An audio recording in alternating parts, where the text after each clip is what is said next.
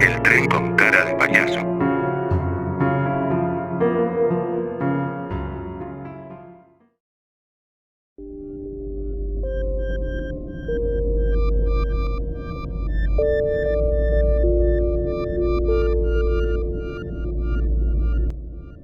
En los años 50, una época en la que los niños eran mucho más sociables, se divertían jugando en grupo, iban al parque de diversiones. Fue en una zona rural de los Estados Unidos donde se montó uno de estos parques y ahí empezaron a reunirse los pequeños de los pueblos cercanos. El parque colinaba con un bosque. Este lugar era muy sugestivo en verano, cuando el suelo y los caminos se llenaban de hojas secas y el entorno se teñía de los típicos colores otoñales.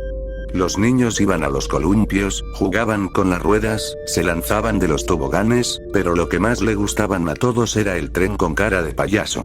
Apenas era un tren pequeño que partía despacio y aumentaba su velocidad poco a poco. Con un estrépito que daba alegría con solo escucharlo, en su recorrido el tren cruzaba una cueva bastante larga con forma de casa y que era como un túnel oscuro antes de que el tren saliera por el otro extremo con los niños que gritaban de alegría. Aquella era la estrella del parque, el tren con cara de payaso.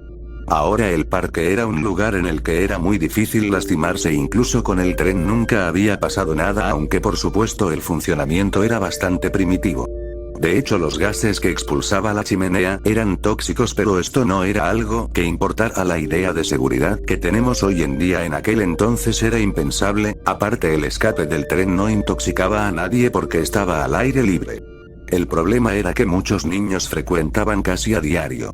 Cuando regresaban del colegio en los fines de semana, su duración de diversión era casi obligatoria y siempre se montaban al tren una y otra vez, hasta organizaban turnos para repetir el recorrido. De esta manera, se empezaron a exponerse los gases venenosos con el consentimiento de los padres, quienes ignoraban el peligro que corrían los pequeños. Todos se reían y se divertían, tanto los niños como los adultos se lo pasaban muy bien. Un mal día el tren se estropeó lleno de niños, con la chimenea echando humo. El tren se detuvo justamente dentro del túnel. Los chiquillos se veían y gritaban contentos, ignorando lo que les esperaba. Además, ahí adentro estaba oscuro y pobre del cobarde que se le ocurriera escapar. Aquello era lo más emocionante, como cuando se va la luz en casa y uno es niño. Se rieron, hasta que la risa comenzó a apagarse lentamente. Pasaron un par de horas y una madre llegó aterrorizada al parque, no porque fuera hora de buscar a su hija, sino porque unos niños, impulsados por el instinto que les hizo presentir el peligro, habían hecho lo que sus compañeros les habían prohibido: escaparse del túnel. Avisaron a los adultos y esta madre fue la primera en acudir a este lugar. Trajeron linternas, pero cuando el primer hombre entró en la galería empezó a toser compulsivamente. En ese mismo instante el terror se apoderó de todos los adultos que estaban presentes, porque entendieron lo que había ocurrido. El gas de la chimenea del tren había asfixiado a los niños. Llegó la policía, que por fin pudo acercarse al tren. Los niños se habían quedado dormidos dentro del túnel, las caras lípidas pero con una expresión tranquila. El aire vespertino se llenó de llantos y gritos de dolor. En los años 90, después de estar abandonado durante casi 40 años, alguien decidió nombrar este parque Patrimonio del Estado. En esa ocasión, para celebrar el evento, como suelen hacer los americanos, reformaron todas las atracciones.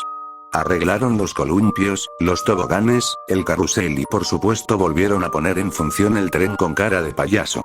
Debería de ser un día de fiesta, pero se convirtió en una leyenda urbana que aún hoy en día sigue atemorizando a los habitantes de la región.